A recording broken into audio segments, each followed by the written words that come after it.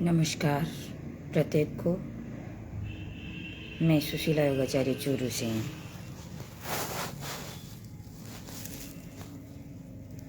Speech episode 4 में आपके समक्ष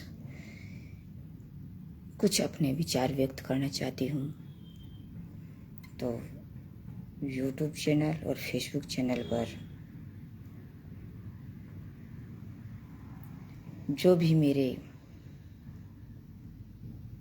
मित्र हैं, जो मेरे देश के नागरिक हैं, सभी का स्वागत करती हूँ।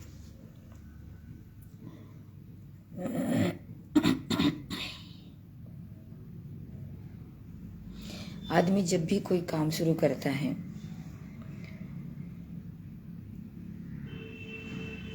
उससे पहले हम देश के लिए शांति का पाठ करें। सर्वे भवन्तु सुखिनः, सर्वे सन्तु निरामया, सर्वे भद्राणि पश्यन्तु मा कश्चित् दुःखभाग् भवेत्।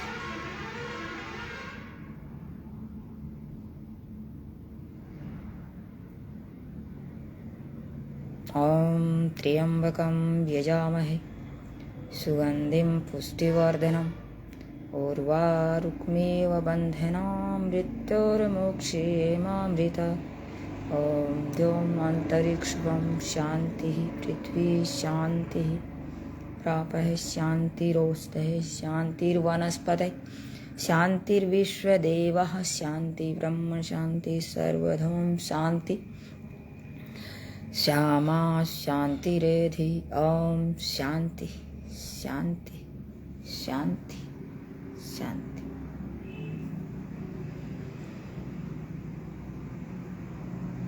आदरणीय बंधुओं, मातृशक्ति, प्रिय मित्रों, प्यारे बच्चों, आज मैं आपके समक्ष मैं क्या हूँ, हम क्या हैं, इसके बारे में विचार व्यक्त करेंगे। तो शुरू करें।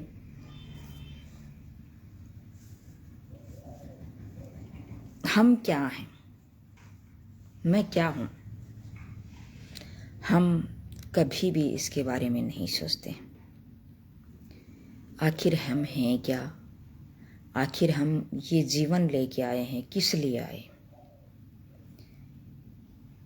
कब तक हमें जीना है, क्यों हमें ये जीवन मिला है, कब हम मरेंगे।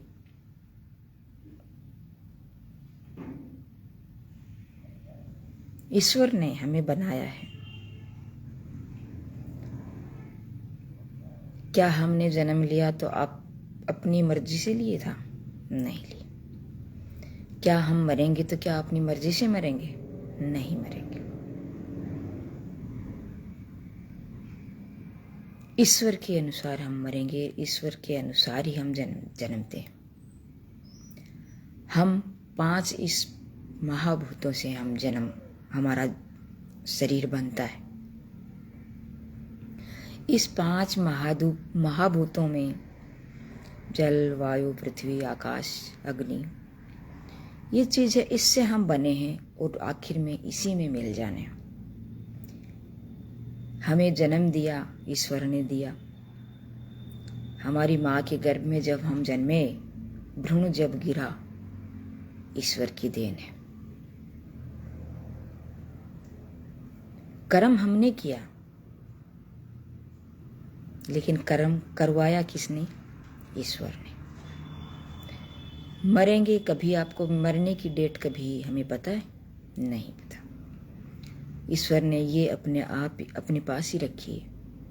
हमें ये पता ही नहीं है कि हम कब मरने वाले हैं। अगर हमें ये पता होता कि हम उस दिन मरने वाले हैं तो उससे पहले हम हर अचीवमेंट हम प्राप्त कर लेते।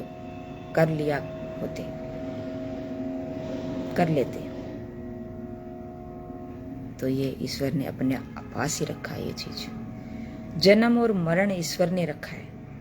तो ये जो बीच में हम जी रहे हैं, ये क्या है? फिर हम इस जीवन में भी, हमारा जीवन चल रहा है। पहले तो 100 वर्ष हुआ करता था प्रत्येक व्यक्ति का, आज 60 में ही सीमित है, 50 में ही सीमित है। क्यों? पहले के व्यक्ति ईश्वर में आस्था ज्यादा रखते थे। पहले व्यक्ति कर्म पर भरोसा ज्यादा करते थे। आज के व्यक्ति क्या करते हैं कि हमें ऑटोमेटिकली, हमें तो बस खुद को तैयारी मिले, सब कुछ कर्म न करना पड़े, और वो अपने कर्म पे आधारित। उसका जीवन कितना था? आयु कितनी थी? 100 वर्ष थी, 150 वर्ष थी, 125 वर्ष थी। बहुत से जो व्यक्ति हैं अच्छे कर्म करते हैं, उसकी आयु लंबी होती है और मरते दम तक वो खुश रहते, स्वस्थ रहते। आपने देखा है, हमने देखा है कि 30 वर्ष के बुढ़े को भी हमने देखा है, 90 वर्ष के जवान को भी हमने देखा है। अंतर क्या है? सिर्फ हमारे विचारों का, हमारे शरीर के जो हम पोषण करते हैं, उसका पोषण किस हिसाब से करते हैं। ये मैंने मेरे वीडियो पीछे भी हमने डाला है, मैंने बहुत डाला है, इस पे हम गौर नहीं करते। तो आखिर हैं क्या हम चाहते क्या हैं इस जीवन में? क्या करना चाहते हैं? हमारा मकसद क्या है? जब जन्म घड़ी और मरण घड़ी हमारे हाथ में नहीं है, तो ये बीच में जो चल रहा है, ये हमारे हाथ में कैसे हो सकता है? तो इसके अंदर ईश्वर उसको जन्म देता है और उसको ये कहता है कि चल बेटा चल, तू अपना जीवन जी, मैं देखता हूं तेरे को तो क्या करता है। फिर मरना क्या, मरते वक्त या मैं जो और आगे जो उसको करना है, मेरे को क्या करना है, वो मुझे करना है। लोग, बहुत सारे व्यक्ति कहते हैं नास्तिक होते हैं, आस्तिक नहीं होते। क्या भगवान है? कुछ नहीं है। जब आदमी जब पैदा होता है, उसको आगे बढ़ने के लिए मौका भगवान देता है, किसी आदमी के थ्रू या किसी कोई भी कारणवश, जैसे कैसे भी हमें कभी कभार मौका आता है, सबको देता है वो ईश्वर मौका, लेकिन इस मौके को चूक जाते हैं हम, हमारी इस सोच की वजह से। तो क्यों जीते हैं? क्या इस जीवन का हमारा महत्व है? हम कौन है?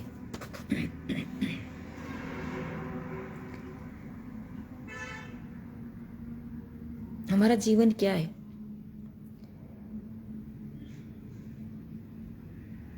जीवन की माया का भूल भुलैया कहते हैं इसे हम।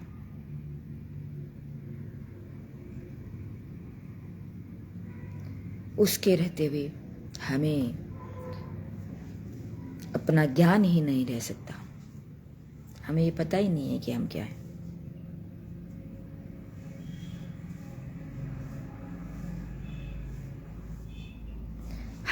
हम अपने जीवन को न कभी समझ पाए हैं और न कभी समझ पाएंगे।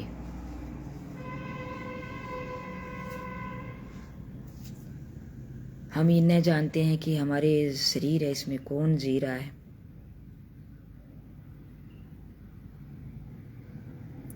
सिर्फ हम पूरी उम्र सूचनाएं और जानकारियों के जाल में पूरा जीवन है वो गुजार देते हैं।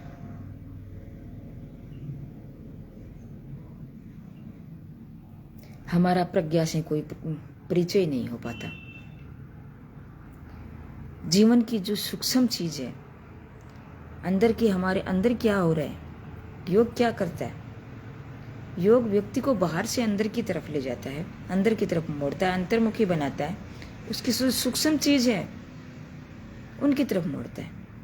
उसकी ज्ञानेंद्रियों का ज्ञान है बाहर की तरफ न करके इस भीड़ भरी दुनिया में, इस चहक महक की दुनिया में न ले जा करके उसको अंदर की तरफ मोड़ता है कि तू अंदर से क्या है, तो अंदर से जाकर के तेरे इस अंदर की जो क्रिया है उसको टंटोर।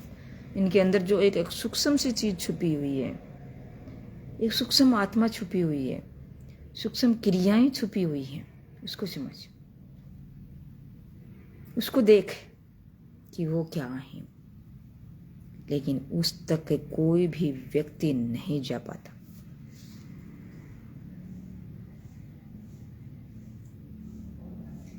ऊपर ऊपर बाहर बाहर जीवन है, वो जीते हैं और मर भी जाते हैं।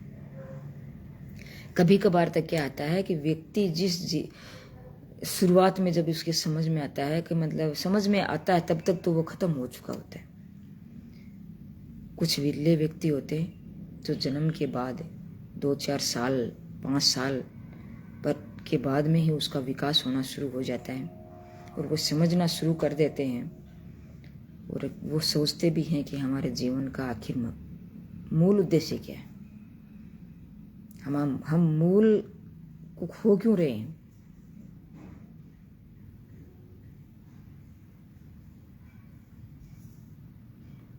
उसको बिना समझे ही कि हमारा जीवन का महत्व क्या है, हम क्या हैं, कुछ नहीं, वो बिना समझे ही मर जाते हैं। फिर उसको हम पता ही नहीं चलता कि हम किस लिए आए थे, किस लिए हम गए हैं, हमें करने का मतलब क्या है।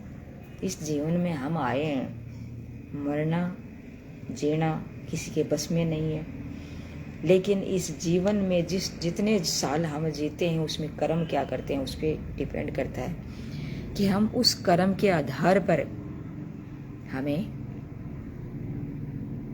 निकलना है। वो भी कर्म कैसे, कलुषित कर्म नहीं, अच्छे कर्म जो दुनिया को भाने वाले हों, जिस कर्मों की तरफ सभी दुनिया आकर्षित हो, मन को भाने वाले कर्म। और वो ऐसे कर्म जब हम करते जाएंगे वो तब कर पाएंगे जब हम अपनी मन को रह पाने, हमारे जो भी इंद्रियां हैं उसको अंदर की तरफ मोड़ेंगे और अंदर की तरफ हम जाएंगे।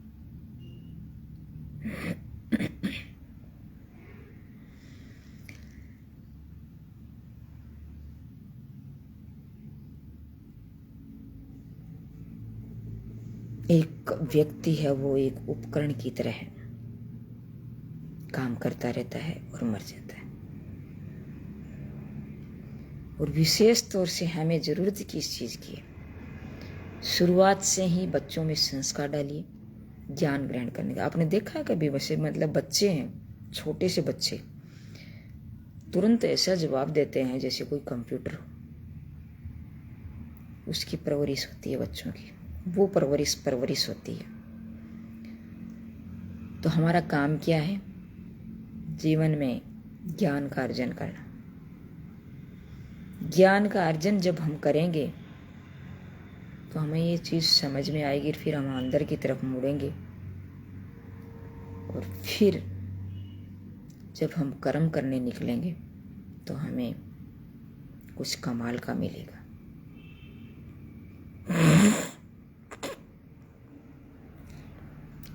कृष्ण जी कहते थे कि आत्मा अमर है, आत्मा नहीं मरती कभी भी। हमारा जो शरीर है, ये जिस शरीर को हमने ईश्वर ने दिया है, मेन चीज अंदर है, सूक्ष्म क्रियाएं, सूक्ष्म चीज अंदर है, आत्मा अंदर है, मेन वही है, वो कभी नहीं मरती। जो शरीर जो एक खोली है या आत्मा है, ये आज एक खोली दूसरी है, तड़का दूसरी है, परसों दूसरी है। ईश्वर ने जन्म दिया है तो अच्छे कर्म करेंगे, अच्छा तो जीवन जिएंगे, अच्छे सबको अच्छे लगेंगे इस दुनिया में, और आगे भी हमें मरने के बाद भी हमें कोई अच्छा जीवन मिलेगा। गधे का सा जीवन अगर हम जिएंगे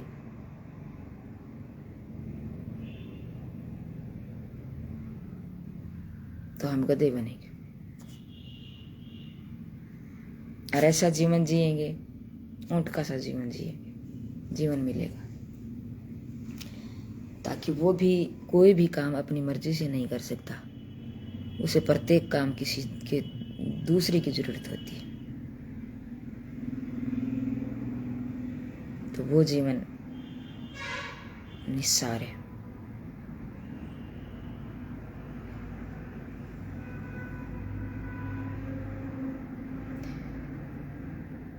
जो आत्मा अमर है, इसको पंच महाभूत है, कुछ भी नहीं बिगाड़ सकते, न इसे मार सकते, न इसे जिला सकते। एज इट इज जैसी है वैसी रहेगी। न इसे शस्त्र काट सकते, न अग्नि इसे जला सकती, न जल इसे गीला कर सकता, न वायु इसे सुखा सकती।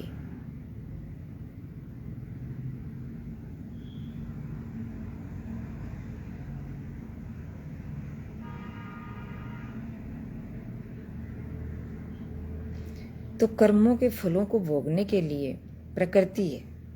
प्रकृति क्या है? पुरुष। पुरुष क्या है? ईश्वर। भिन्न भिन्न शरीरों का भ्रमण कराती रहती है हमारे शरीर में।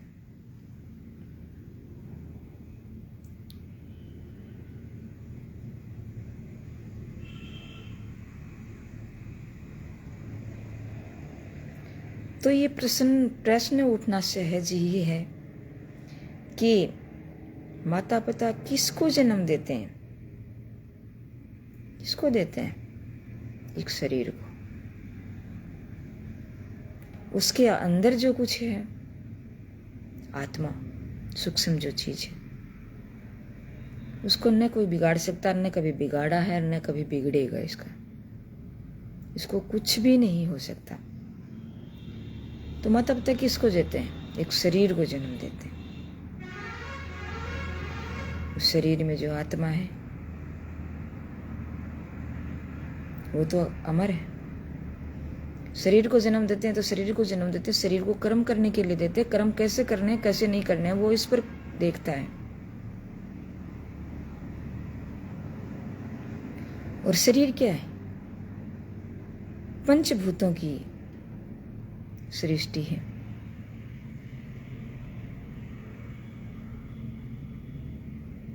ये पंचभूतों से ही बनी है, पंचभूतों में लीन हो जाना है, राख हो जाना है। तब तक माता पिता वो जा चुके होते हैं। उसका न कोई यहाँ कोई अस्तित्व रहता, न वो कभी उसका आने का कोई होता है कि वो आगे आएंगे।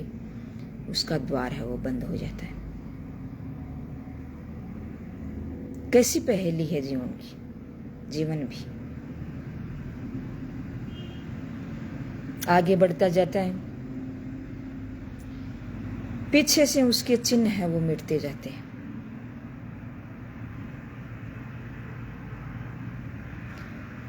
पृथ्वी का निर्माण किससे होता है? ये एक जो पंच तत्व है पृथ्वी, उसका निर्माण किससे होता है? उसका निर्माण होता है जल से।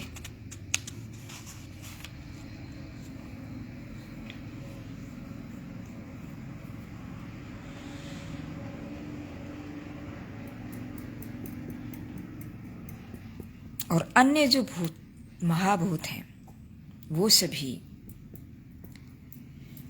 जैसे आकाश है, पृथ्वी है, जल है और वायु है, अग्नि है, ये जल के गर्भ में ही निवास करते हैं।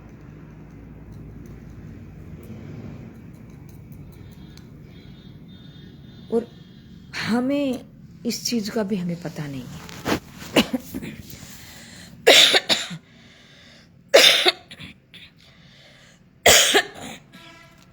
पृथ्वी के धरातल में 7 धरातल होते हैं।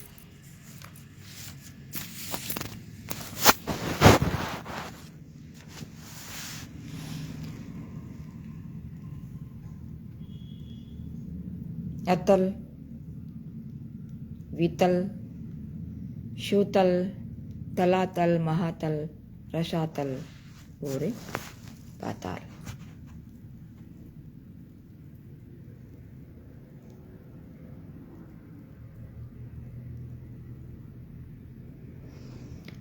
जल में भी 7 परतें होती हैं। पृथ्वी जो बनती है, बुध, फेन, मृदा, शिक्ता, शर्करा, ऊष्मा, हिरण्य। हमारे शरीर में भी 7 धातुएं होती हैं। जैसे मैं कहती हूँ मैं कौन हूँ, तो ये सब जो पंचभूत हैं इसमें भी अपनी धरातल होते हैं, परत होती हैं। हमारे शरीर में भी धरातल और परत होती है।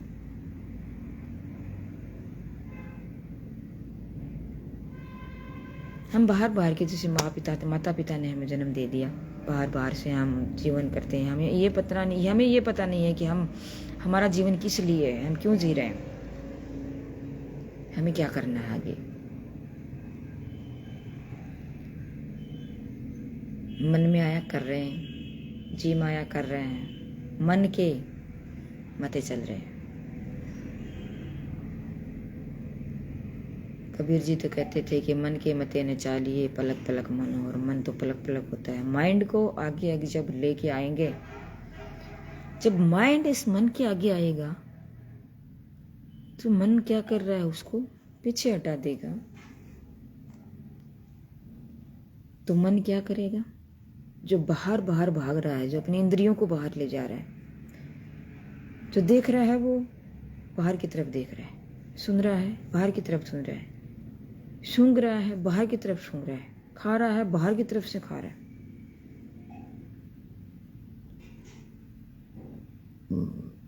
अंदर की तरफ नहीं। अंदर की तरफ जाते हैं तो हमारे अंदर की जो क्रियाएं हैं वो हमें समझ में आती हैं।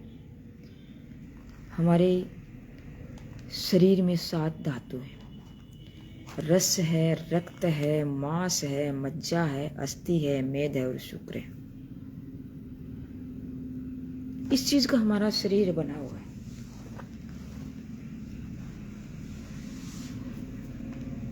जो लास्ट का जो धातु बनता है हमारे शरीर का धातु है, जिसे हम वीर्य बोलते हैं, वो जब हम 1 महीने पहले जो चीज खाई है वो 1 महीने बाद में जो बनती है, जो 1 बूंद बनती है, हम उसको 1 पल में नष्ट कर देते हैं। वो हमारे शरीर का क्या है, ओज है। और हम क्या करते हैं, खाया पिया मस्त हेर, पूरे शरीर को बॉडी बनाई, पेट बढ़ा लिया, अरे मस्त है, हमने बहुत कुछ खाया, बहुत कुछ खा रहे हैं, बॉडी बना रहे हैं। क्या इस जीवन में करना है, मरना ही है एक दिन, मजे लो, मस्ती लो। और उसको क्या है, कई व्यक्ति तो ऐसे देखते हैं मैंने जानवरों की तरह, जो हमारे अंदर जो 7 धातु हैं। मुझे भी पता नहीं था पहले, लेकिन मैं ये मानती हूँ कि ईश्वर ने मुझे सद्बुद्धि दी, मैं इस चीज तक पहुंची, इस चीज को समझने लगी हूँ। मेरा जीवन सार युक्त हुआ है, धीरे धीरे होता जा रहा है। कम से कम निस्सार जीवन तो नहीं जी रहे। तो वो 1 महीने में बनाते हैं और हम 1 पल में उसको नष्ट कर देते हैं। हमारा जो शरीर का ओज है, एक महिला है, आपने जो 1 महीने में जो चीज बनी और वो गर्भ में आप ठहराते हो, और एक क्या होता है, एक नमूना तैयार होता है, अच्छा नमूना तैयार होता है। वो क्या है, ईश्वर की देन। उसको हम क्या करते हैं, 1 पल में खत्म कर देते हैं, और करते ही जाते हैं। इसका महत्व नहीं पता कि क्या है ये, इसका महत्व क्या है।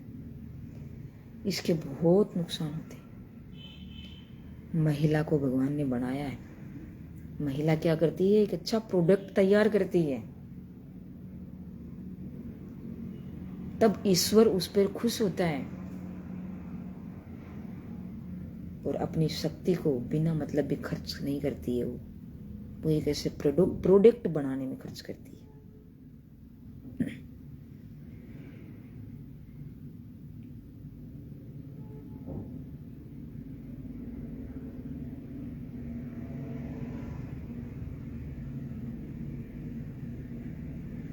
महिलाओं का वेश्यालय देखा है आपने? पुरुषों का वेश्यालय कभी देखा है? महिलाओं को जरूरत पड़ी है कि पुरुषों का वेश्यालय बना रखा है, वहां है जगह महिलाएं जाएंगी, वो पुरुष वहां मिलेंगे और उसके साथ वो करेंगी। बुरा मानने की बात नहीं है, माफी चाहती हूँ, क्षमा करना। ये हमारी समझ की फेर है, हमें समझना जरूरत है। इसलिए मैं कहती हूँ हम कौन है, क्या है, कैसे जी रहे हैं, क्यों जी रहे हैं, क्या है ये जीवन।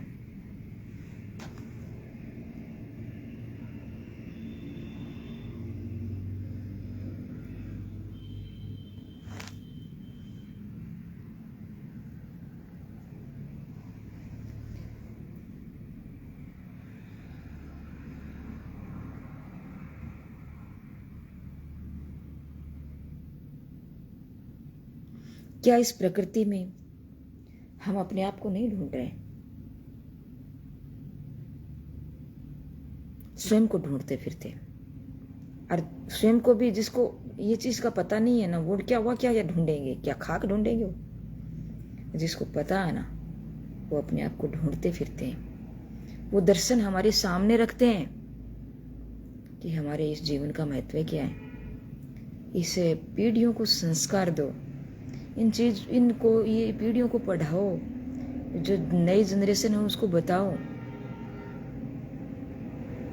और वो क्या है हमारे शास्त्रों में पढ़े, लेकिन हमें इस चीज का टाइम कहाँ है, पढ़े कौन इसको। इस रंगीली दुनिया में रंगे हुए हैं, जरूरत ही नहीं है हमें।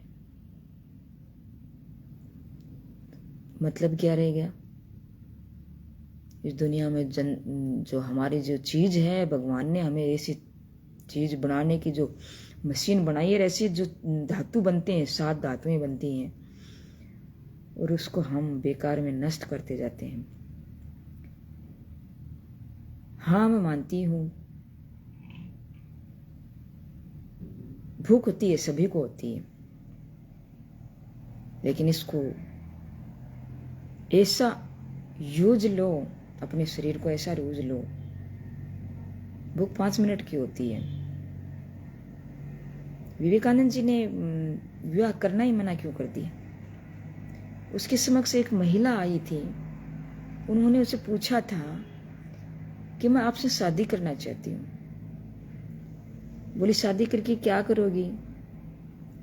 मैं बोली मैं तेरा जैसा बेटा पैदा करना चाहती हूँ। तो उन्होंने क्या किया, समझदार थे, वो अपनी शक्ति को खत्म नहीं करना चाहते थे, और वो समझते थे, और उसकी बात को भी वो समझ गए। लेकिन उन्होंने क्या जवाब दिया, अति सुंदर जवाब, कि मैं आपका बेटा हूं, फिर आपको कोई जरूरत है किसी चीज की? बोल नहीं, फिर मुझे किसी जरूरत की नहीं है, कुछ भी जरूरत नहीं है, मुझे बस आप जैसा एक बेटा चाहिए। तो वो इसलिए वो पूजे जाते हैं। सादा जीवन, उच्च विचार। वो शिकागो में वहां गए थे, उसको लज्जित किया गया था। ये कहा गया था, ये साला ये सब भिखारी सा, और ये फटे हाल में, और उसके कपड़े कैसे कपड़े हैं, क्या कुछ है, ऊपर साफा है, ये क्या है, ऐसे ये क्या कर लेगा? और वो सूट बूट में ऐसे मतलब रहना, सूट बूट में है क्या? वो ज्ञान सूट बूट में है? नहीं है। एक भिखारी है, मांग रहा है, मांग के खा रहा है। सुदामा जी मांग के खाते थे, क्या उसमें ज्ञान नहीं था?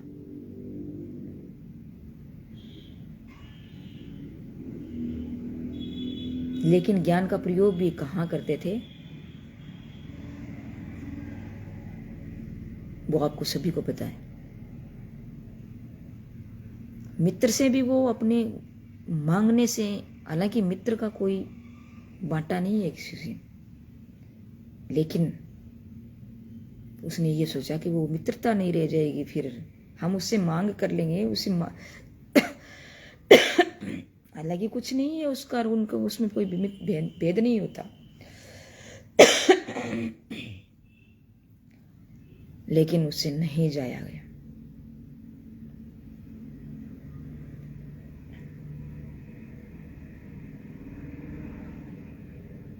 तो हम अपने जो ये चीज है, जो मतलब वो वहां गए शिकागो में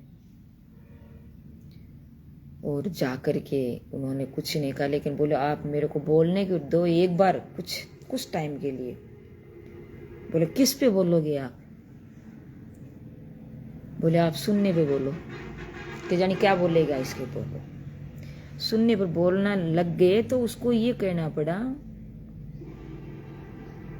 कि मान गए आपको। और जबकि सुनने पर कोई भी व्यक्ति 2 शब्द तक भी नहीं बोल सकता, और वो इतनी लंबे टाइम तक बोले तो दंग रह गए सब। तो उसने किस चीज में अपनी शक्ति को लगाया? ज्ञान में, देश के लिए लगाया, नष्ट नहीं किया, इस शक्ति को नष्ट नहीं किया। लेकिन वो आते ही इस मकसद से हैं, उसके माँ बाप भी इस मकसद से आते हैं, वो भी इस मकसद से ही आते हैं। आए चले गए, बच्चे पैदा करना है हमारे, वो जाना है, मजे लेना है, बस यही जीवन है।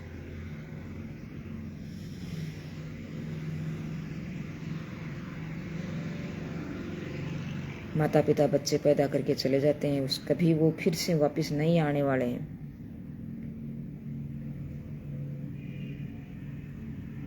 तो मेरा मकसद क्या है? बच्चे पैदा करे, शरीर पैदा कर दिया और फिर वापस लौट जाना, यही है हमारा मकसद। तो इस प्रक्रिया का अंतिम लक्ष्य यही है, जन्म दे करके फिर रास्ता अपना बंद कर लो, चले जाओ, फिर वापस नहीं आएंगे।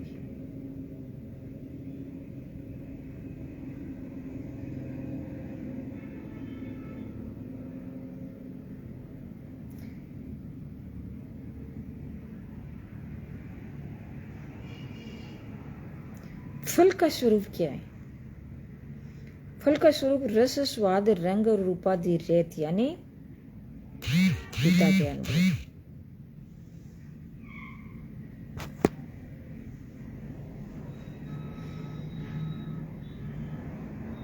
माता के संस्कारों में अलग अलग भूभाग के फलों का स्वरूप, रस, स्वाद बदलते हैं।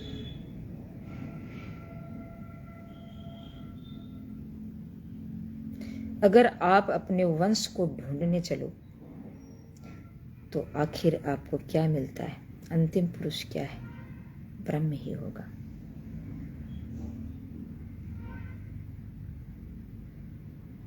न तो हमें ये पता है कि हमें क्यों जीना है, न ये पता है कि मुझे क्यों जीना है, हम किस लिए आए हैं, जहाँ से आए हैं वहाँ कैसे लौटना है। हम जहाँ से आए हैं उस की तरफ जाने का, वापस जाने का रास्ता क्या है?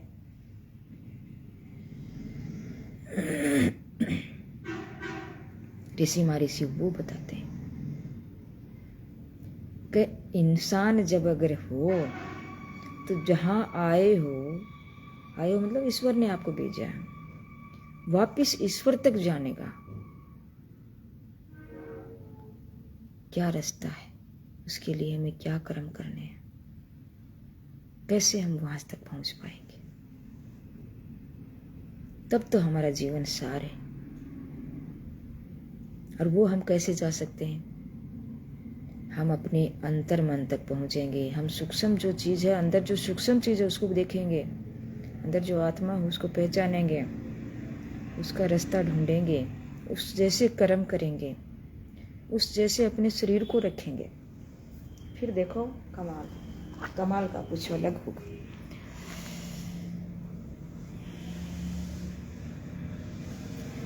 सभी लोग कहते आते हैं कि ये हमारा शरीर है वो अस्थायी है,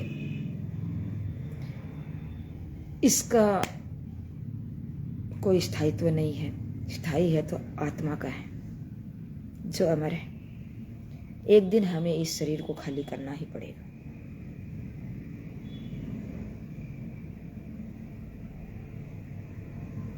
न जन्म हमारे अनुसार हुआ, न मरण हमारे अनुसार होगा। आगे क्या है हमारे, अगर ऐसे ही हम करते जाए तो आगे अंधेरा ही अंधेरा है।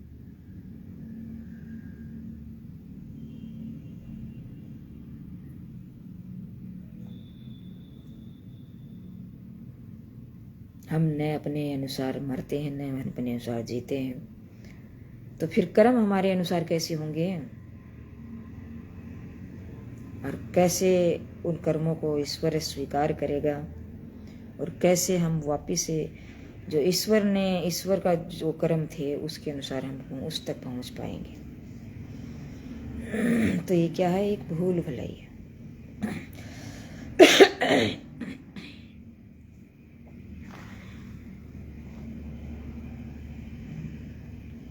और इस भूल भुलैया से वो ही निकल सकता है जो उस लौटने का रास्ता जानता है, उस पर चलने का अनुभव उसे है।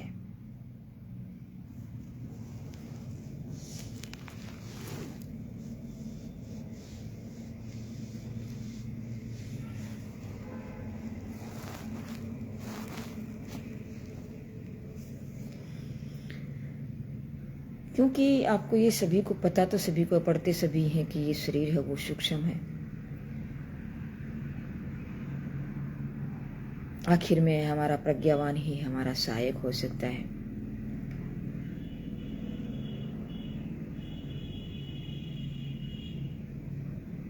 अगर मैं तब तक वहां तक नहीं पहुंच पाता जब तक मेरे मन में उत्कृष्ट जिज्ञासा, उत्कंठा नहीं होगी। और अगर ये चीज हमारे अंदर होगी तो हमारा मन है वो झंकृत हो उठेगा।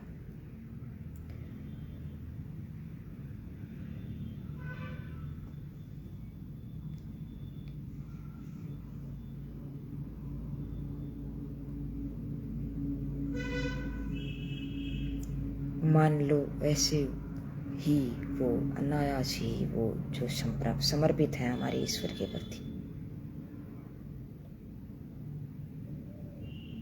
और फिर क्या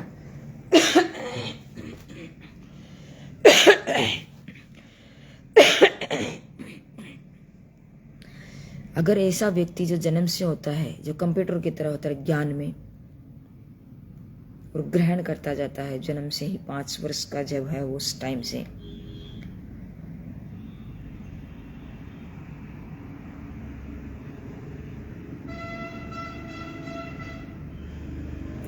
तो उसके जीवन में देखते देखते ही गुरु का प्रवेश हो जाता है, और गुरु का प्रवेश हो जाता है, हो जाएगा। अब तक तो उसका मन क्या था, हमारा मन क्या था, मन प्राण वाक की ओर चल रहा था, और गुरु आनंद विज्ञान की ओर मोड़ देता है, और हमें मोड़ देता है गुरु।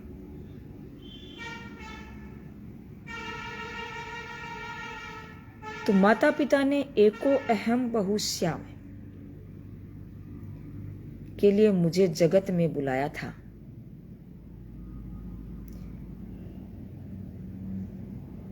पूरा जन्म का उद्देश्य पूरा करने के बाद क्या करें,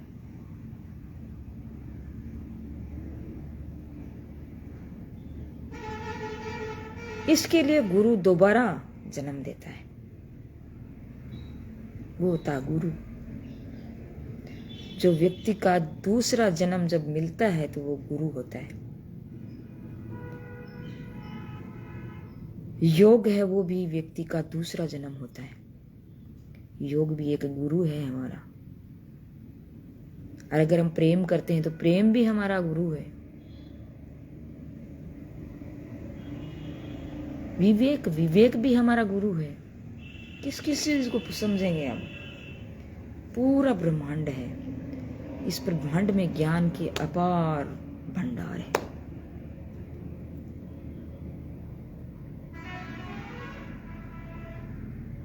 तो गुरु क्या करता है? द्विज बनाता है उसे।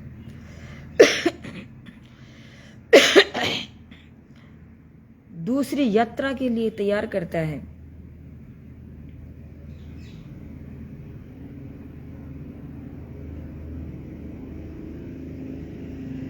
जिस ईश्वर का अंश लेकर आया है उसी अंश से पुनः मिलाता है। अतः कहा जाता है कि गुरु साक्षात परब्रह्म।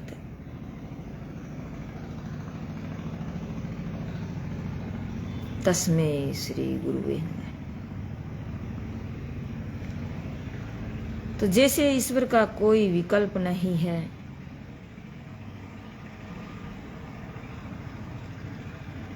उसके भी गुरु थे।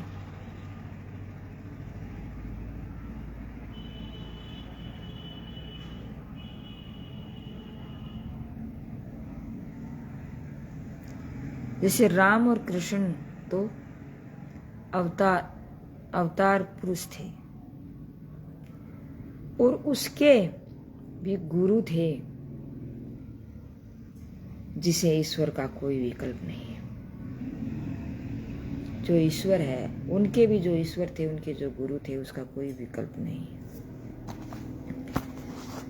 तो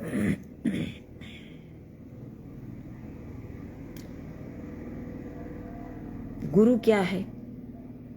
हमारी आत्मा और परमात्मा का बीच का जो सेतु है, वो क्या है? गुरु।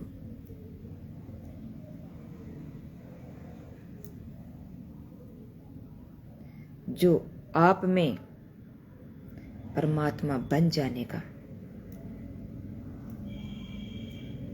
की क्षमता का विकास करता है। आप परमात्मा बने, उसकी क्षमता का विकास करता है कि आपके अंदर जो क्षमता आए ऐसी, वो गुरु हमें देता है।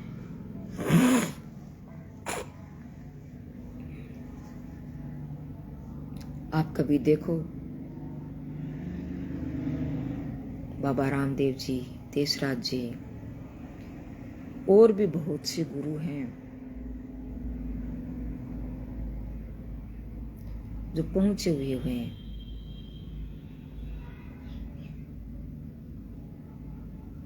और बाकी गुरु तो ज्ञान का भंडार होता है, वो गुरु उसको देता है और उसको उस परमात्मा तक पहुंचाने का रास्ता दिखाता है।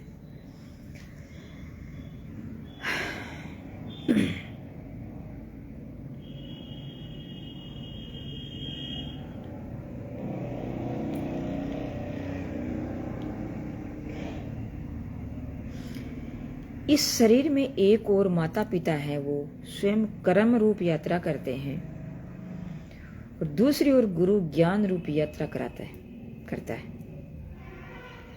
तो शरीर एक मार्ग है बस। अंत में शरीर नहीं है,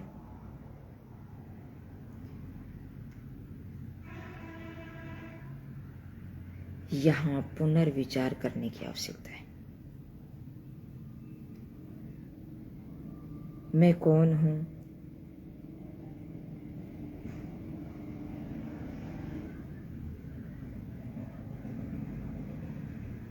आत्मा के दोनों धातु ज्ञान और कर्म किसके नियंत्रण में है?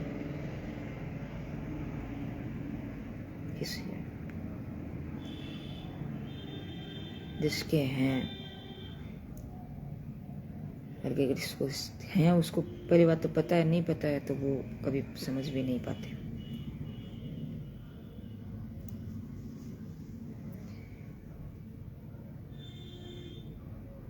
आपने कभी देखा है, जैसे मतलब कई लोग क्या करते हैं, कहते हैं कि मतलब ये गाना गा रहे हैं, ये डांस कर रहे हैं, ये कर रहे हैं, वो कर रहे हैं। शिव जी के डमरू है, उससे भी गायन निकला था।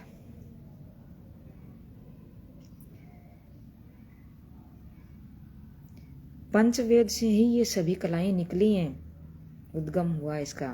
गायन,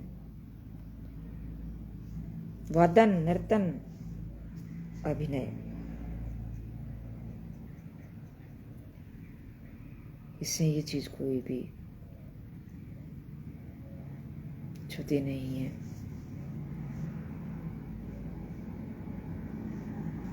तो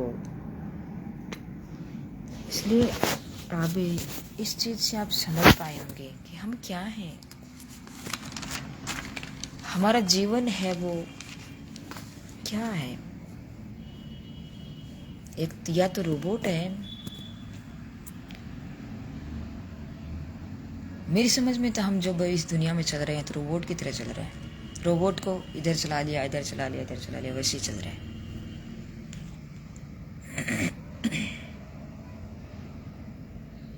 अगर हमारे जो पूर्वज ईश्वर हैं, तो क्यों न हम ईश्वर से आए हैं, जिस रास्ते से हम आए हैं उस रास्ते को वापस जाकर के देख के तो देखो, जाकर के देखो तो सही।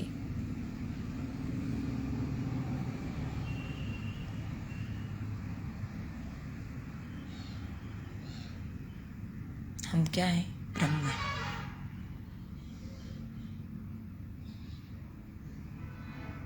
मैंने 2019 में डाला था, अहम ब्रह्मास्मि, इसीलिए डाला था।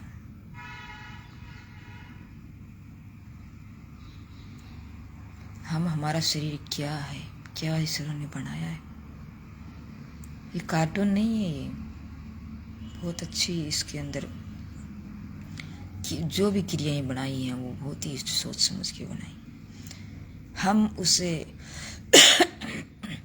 लोहे की मशीन समझ के, गाड़ी की रिपेयरिंग करते हैं हम टाइम टू टाइम, इसकी नहीं करते। और एक कचरा पात्र समझ रखा है, जैसे ये डस्टबिन है, इसमें जो आए वो जैसे विचार डालें, जो आए इससे काम में लें, जो आए इससे खराब करें, कुछ भी करें नहीं। अध्यात्म हमारे देश से गया है विदेशों में, और विदेश समझते हैं इस चीज को, और वो सोचते हैं कि भारत में ऐसी चीज है। अगर ये इस चीज को सब लोग नहीं समझते हैं, जो विरले लोग समझते हैं, और अगर सारे लोग जब अगर समझने लग गए तो ये क्या होंगे, इसका कोई मुकाबला ही नहीं है। महाशक्ति क्या, डबल तिबल करोड़ों महाशक्ति का भी, करोड़ों महाशक्ति जब भारत में समा जाए तो भी इसका मुकाबला नहीं होगा। क्यों खो रहे हो अपने देश को? माफी चाहती हूँ अगर मेरी बातों से अगर किसी को दुख हुआ है, और होगा तो माफी चाहती हूँ। क्षमा करें मुझे। मेरी वाणी को विराम देते हुए मैं सुशीला योगाचार्य फिर से आपको शुभकामनाएं देती हूँ कि जीवन जीते हैं तो जीवन का सारहीन जीवन नहीं जिए, सारयुक्त जीवन जिए। Thank you. जय हिंद, जय भारत।